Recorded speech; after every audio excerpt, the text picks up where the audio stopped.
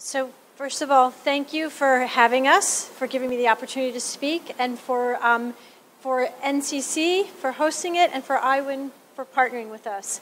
It's really a terrific opportunity to talk about online safety, to bring together so many important organizations and principals to have a very, very important conversation about what we consider at Facebook to be our most important responsibility, online safety.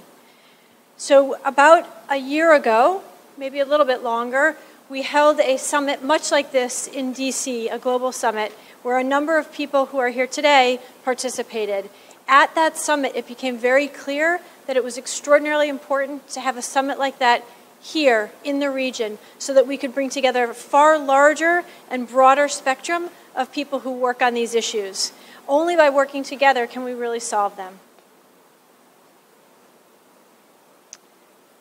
So I am the global head of safety at Facebook. I have a team of people around the world that work on these issues.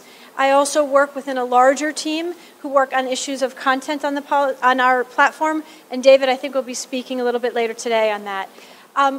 We have at Facebook a commitment to safety that runs through all the divisions of our company. So whether it's my team, whether it's a team that works on communications and marketing, whether it's a team that works on security and issues of real-world harm, every team has somebody who works on online safety at Facebook, our product teams and our engineers as well. At Facebook, we are a mission-driven company. Our mission is to give people the power to build community and bring the world closer together, to give people the power to share and connect. But people will only share and connect and build community if they feel safe to do so. We consider it our most important responsibility. We take a 5-point approach to safety at Facebook. First, policies. Those are the policies that we have in place that say what is and isn't okay to share on Facebook. These are very important and ensure the safety of our platform. These are policies like we do not allow the bullying on our platform. If that's reported to us, we are going to take it down. We do not allow nudity on our platform. When that is reported to us, we are going to remove it if it violates our policies. Tools. We want to give people at Facebook who are utilizing our platform control over their experience. So we have a number of tools that are in place to ensure that people have control. These are tools like blocking, reporting, ensuring you know who you're speaking with, and I'll talk a little bit more about them later. Help. Throughout our platform, we want to ensure that you will find help. So we have a help center, we have a safety center. We recently launched an online portal for parents. These resources come in over 50 languages, and they are mobile friendly. Partnerships and feedback. You know, I always put these last in my presentation, but in fact, I would consider them to be the most important part of the work that we do. We are experts at building a platform, but we are not necessarily experts on every safety issue. We rely on the experts like you in the room to ensure that we're getting it right. So while we may be experts at helping people to connect and share, we may not be experts on suicide prevention. And we really need those people to work with us to ensure that we get it right. Also, our community is very, very important. One of the best ways that we learn about what the issues are that are affecting our platform is through our community. Not just through reporting, but through meetings and policy roundtables. I just yesterday did a policy roundtable in Sydney, Australia with parents from all over the region who came to tell us about their concerns so that we could understand how we could do a better job ensuring that they had the information that they needed to ensure their kids are safe online. Just to give you a sense of this, the extent of our partnerships, I wanted to provide this slide. These partnerships are from all over the world. So let me take a minute to talk to you a little bit more about our policies, what we call our community standards. Our community standards are designed to do one important thing: give people the ability to share and connect in a safe way. That means providing the space for them to talk about things that really matter to them with people that they really care about. But it also means ensuring that we have rules in place so that all people feel safe to share and connect. People are respectful of the other people who are sharing and connecting on our platform and feel safe to come there.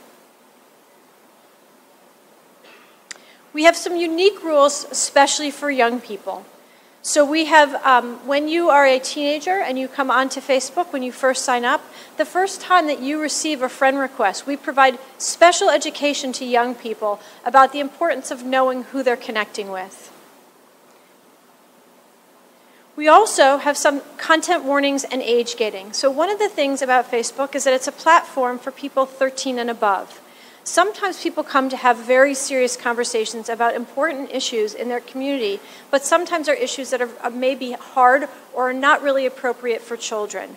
And so what we've done is we've created a warning interstitial program. So when there is content that maybe doesn't violate our policies, but may not be appropriate for someone under the age of 18, we will put a warning interstitial on that content, and we will age gate it so that people under the age of 18 do not have access to that content.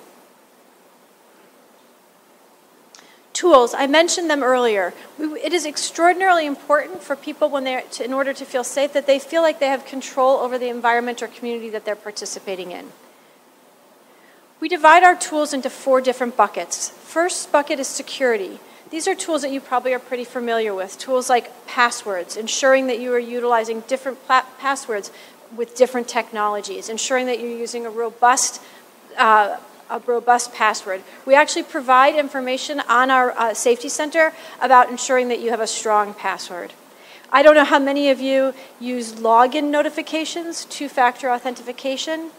The way two-factor authentication works is, say someone tries to access your profile from another device, you will get a notification that someone is trying to access your profile. If it's you, you will have an opportunity to put a code in to ensure and to demonstrate that it's you that's trying to access your profile. I strongly recommend that. Second, privacy. These are the tools that what we would call your audience selector. These are who are you connecting with and who's connecting with you. So you may not want to share everything that you put on Facebook with everybody. We provide you with the opportunity to not only share publicly, but to share just with your friends. We even have something called customized audiences. That means, for instance, I like to share family photos on Facebook, but I don't want to share them with the whole world. Not everybody wants to see many, many, many, many photos of my daughter. So I have created a customized audience for just my family. They only receive those photos, and I'm assuming they like to get them. Blocking is another important tool. So you may not want to have contact with someone. You may not want them to know what you're doing on Facebook. You can actually block someone so that they cannot contact you. We've also created gradations of blocking. So for instance, let's say you are a survivor of domestic abuse, of family violence. You may want to know about your abuser and what they're doing on the platform to keep you safe. At the same time, you may not want them to have the ability to contact you, to see your profile. You can unfollow them. That way you can see enough of their activity to help keep you safe without having them in your news feed. Reporting. Reporting is one of our most powerful tools, and it involves using our community. Reporting is the way that we learn, one of the ways that we learn about bad actors on our platform and on inappropriate content. We try to make reporting as easy as possible. As you can see on the screen, there's a small chevron. On almost every piece of content on Facebook, you will find a place of chevron like that where you can report that content to us. If that content violates our policies, we are going to take it down. Many people ask us about how we review content, so let me take a minute to just give you some information about that. We have people working all over the world who review content in over 40 languages. We have people who are native speakers reviewing that content, people in country reviewing that content. We do this because it is so important to have full context in reviewing content. It is not enough for me as an English speaker to try to review content. We really need people who speak the language, who understand the context, to review that content and determine whether it violates our policies. These individuals are working 24/7 around the world and are especially trained. One of the pieces of feedback, you saw earlier I mentioned feedback from our community. One of the pieces of feedback from our community that was very, very important in the development of our platform was that we were hearing from people that they would send a report, but they did not necessarily get something back. They did not know what happened to their report. We wanted to change that. So years ago, we offered something called our support inbox. Now, when you report something on Facebook, you can go to your support inbox to determine what's happened to that report, to find out whether that content has been taken down and violated our policies. Our safety center, so I mentioned this a little bit earlier. We have a safety center. We've had it for a very, very long time. Most recently, we updated that safety center to ensure that it was available in over 40 languages, I think actually maybe over 50 at this point, and to ensure that it was friendly to people, easily accessible. So it's now mobile friendly. We utilize a lot of videos, because one of the things that we know is that people tend to go to video content more than they go to text.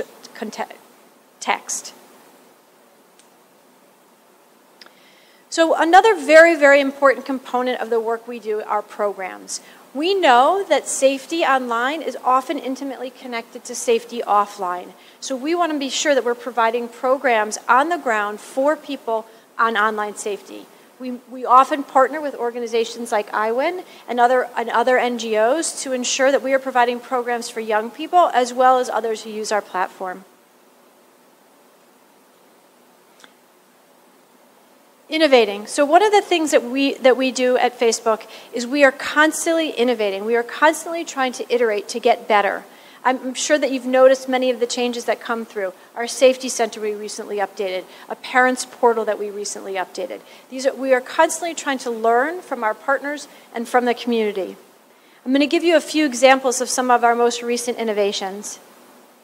Amber Alerts. So I don't know how many of you are familiar with the concept of Amber Alerts, but Amber Alerts are something where when a child goes missing, an alert will come, usually on the television. Sometimes in some countries you'll see signs across the highway indicating a child may be missing.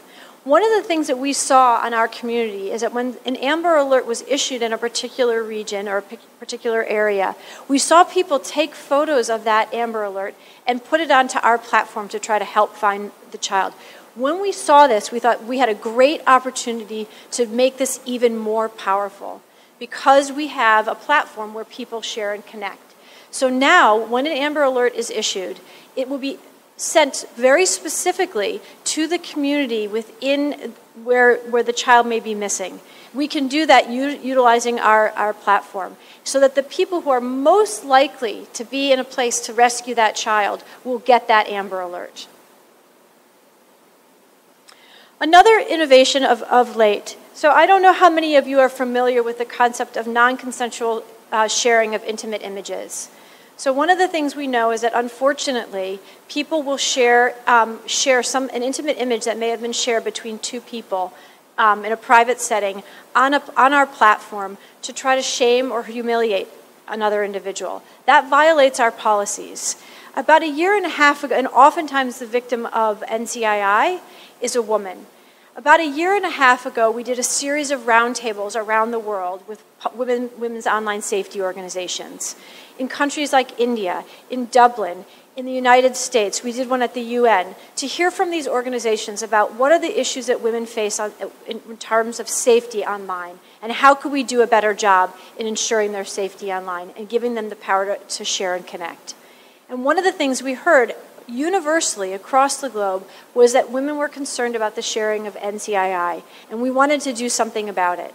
So although we've had a policy for a very, very long time against this, and when it's shared on our platform and reported to us, we'll take it down, we felt we could do more. So very recently, we started using something called, in April, I believe, we started using something called photo matching technologies to take down these photos. So now, when someone reports a photo of NCII to our platform, we will give the photo what we might think of as like a fingerprint or a hash. The next time someone tries to put that photo onto our platform, it will go through a data bank of these fingerprints. If it matches any of those fingerprints or those hashes, it will not be shared on our platform. So someone will no longer, once we take it down, will not be able to put it back up on our platform. Most recently, we began to look at how we might be able to do this in a preventative way. And we are currently exploring the idea of working with NGOs to enable us to be able to prevent those photos from ever being shared on our platform in the first place.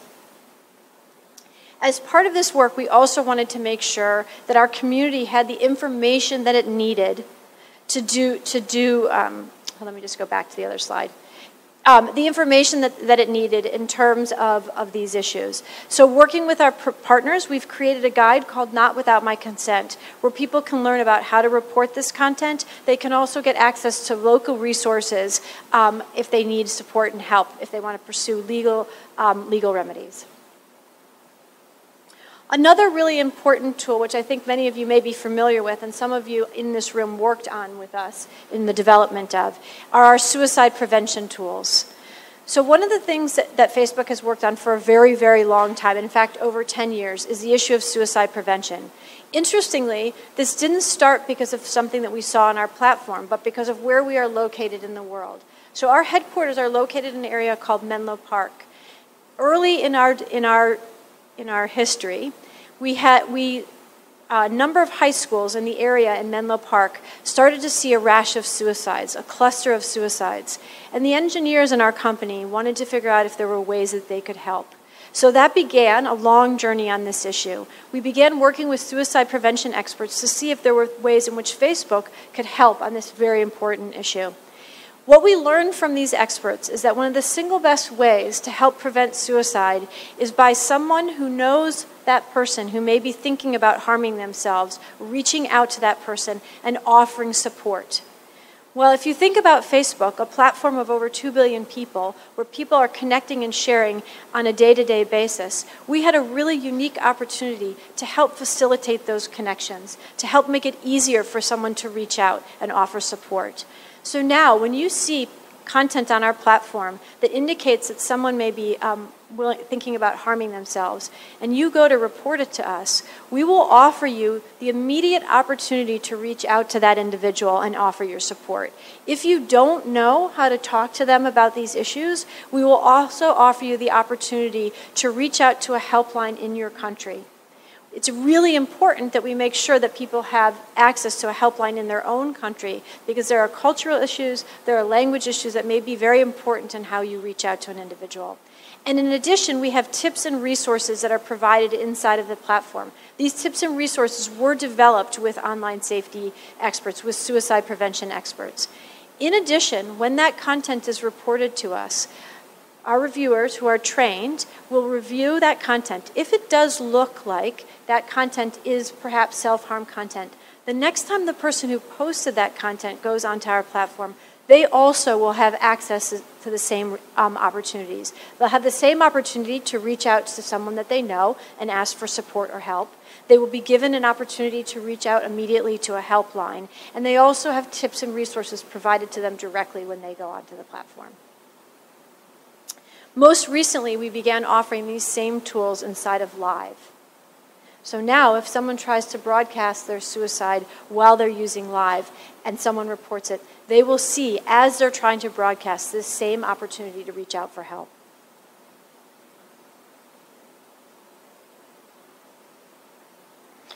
As you can see in this slide, this is what it looks like on Live.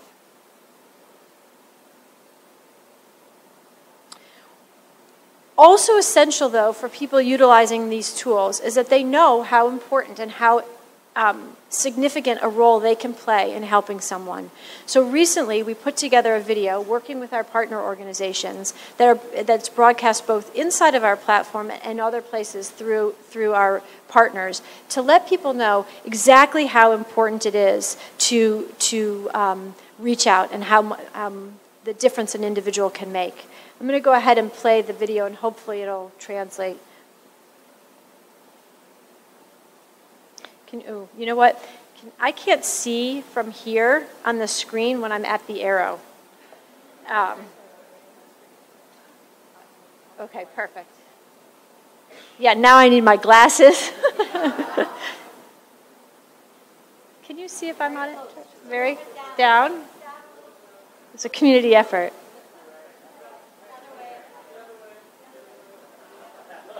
Okay, hold on one second. I'm going to do it like this. You can't see it here. It's okay. Here. Yeah. Ooh, shoot.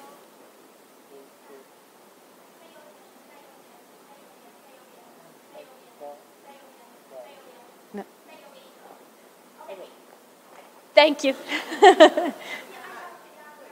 当朋友有难时，伸出援手，可以带给他们面对困境的勇气。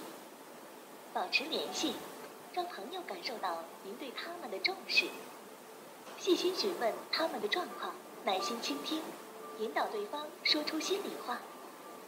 您也可以拨打当地的求助专线，他们会与您合作，共同协助您的朋友与相关机构联络，取得协助。协助需要帮助的朋友，如果看到朋友的 Facebook 贴文透露出令人担忧的想法，您可以提出检举，相关人员会联络您与您的朋友，并提供专业咨商人员共同整理出的相关资源和处理秘诀。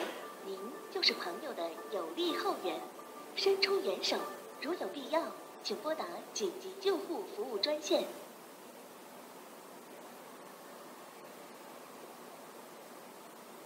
You can see with the last slide that it's really important to ensure that we have a local resource for people to reach out to. So next I want to take a minute to talk to you a little bit about our Parents Portal. So one of the things that we've heard from online safety organizations for quite some time is that parents don't always know how to have conversations with their children about online safety. Sometimes parents don't even know how, are not on Facebook and may not even know how to utilize Facebook or our tools. So now we've created a Parents Portal, which you can access whether you're on Facebook or not, that provides parents with information about Facebook and how it works, a section called Get to Know Facebook. We also provide information on talking to your children, tips for parenting. So one of the things that we know is that kids are coming online, usually often at the age of 13. They're only allowed to access Facebook after they're 13. But talking to them about online safety should occur earlier.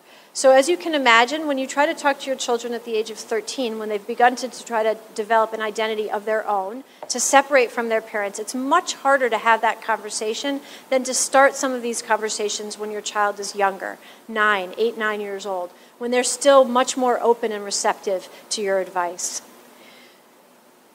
In addition to providing tips for parents, we also have, throughout the Parents Portal, access to resources in country, resources that we know from working with our online safety partners that are specific for parents. I also, lastly, want to talk about a very important initiative. Earlier today, when we were mingling, someone asked me about the work that we do internationally and how do we work across our company, across companies, together in a cooperative way to address this issue. So there are a number of different initiatives that we do. For instance, I'm on a board of an international organization called We Protect. These are countries that have come together, industry that have come together to stop the sharing of online sexual abuse material against children. Another thing that we've done is that our company hosted the first global child safety hackathon. So what this is we brought together over 150 engineers from all different companies, Google, Amazon, Microsoft, to work on issues of child safety. We brought in NGOs like the National Center for Missing and Exploited Children, an organization called Thorn, NGOs that use technology to help save children and to thwart this kind of conduct on online platforms. We pulled together all of these engineers for what we call at Facebook a hackathon. They come into a room for about 48 hours straight, and they work on different technologies. Out of the most recent hackathon, we developed something called a child finder. So now, the National Center for Missing and Exploited Children will be able to utilize facial recognition technology that's available to anybody, not our particular technology, but open source technology, to scan the internet and find, based on a database of missing children, other potential photos online to help locate that child. Okay, this is another video, so let's see if we can get this right. Am I close to it again? Down?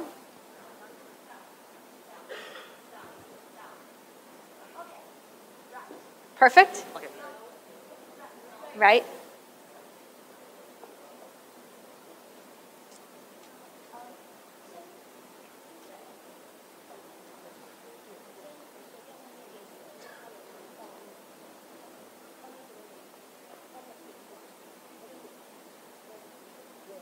There it is.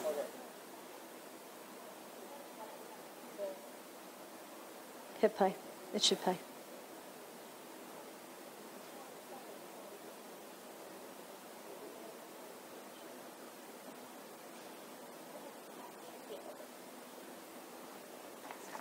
Thank you for your patience.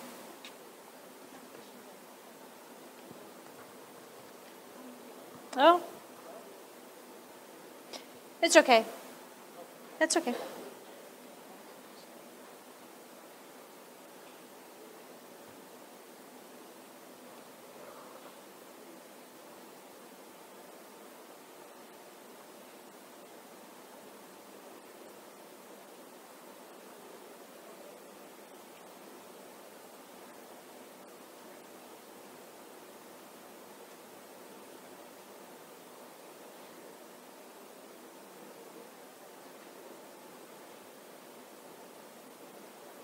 Can you see it? Okay.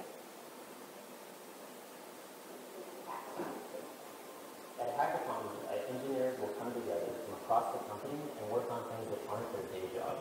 They'll really try to solve a complex problem in a new way. Yeah, some of the biggest tech companies in the world, like Google, we have Microsoft, we have Facebook, and many others. And what's really great about today is that they're putting aside competition and really focusing on social safety. By bringing together stakeholders such as the nonprofit industry, along with the tech industry, and along with law enforcement, we each bring something to bear that actually makes a big marked difference in protecting children. It's pretty rare that Google, Facebook, and Microsoft will all work together. But for this topic, it's so important to us that we really need to get a unified approach to solving really difficult problems. They're all working on safety in their own companies, but have an opportunity to share ideas for a greater good. It has really energized them and it's energized my company as well. So with that, I just would like to close and thank you very much for pulling together all these online safety organizations, and I look forward to the rest of the summit. All right, thank you, Antigone. Please remain on the stage for the next panel discussion.